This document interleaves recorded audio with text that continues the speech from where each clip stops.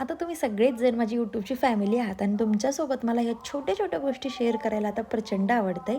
झालं असं की मागच्या महिन्यात म्हणजे श्रावण महिन्यात आमच्या घरी नवनाथ महाराजांचं पारायण झालं. त्याचीच आज समाप्ती होती. तर श्रावण महिन्यात सगळ्यांच्याच घरी बऱ्यापैकी म्हणजे नवनाथ वाचलं जातं. आमच्या घरी 1 नाही, 2 नाही, 3 नाही, डायरेक्ट 9 नवनाथाचे पारायण घरच्यांनी केलेत आणि ह्याच सगळ्या पारायणाची आमच्या घरी समाप्ती होती. हा व्हिडिओ म्हणजे पोस्ट करायला खूप लेट झालं आहे. श्रावण संपून गेला आहे. श्रावणातला व्हिडिओ आहे. घरी नवनाथाची समाप्ती होती.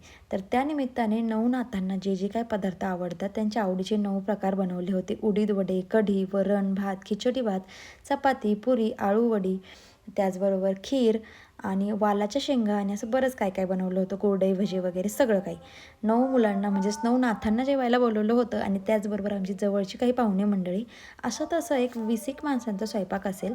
मी दुकानातून घरी येईपर्यंत आत्याने बरंच काही स्वयंपाक करून ठेवला होता आणि राहिलेला मी आल्यानंतर केला. त्यानंतर आम्ही ग्रंथाची आरती वगैरे केली आणि छान असं आमच्या नवनाथ पारायणाची सांगता झालेली आहे काल.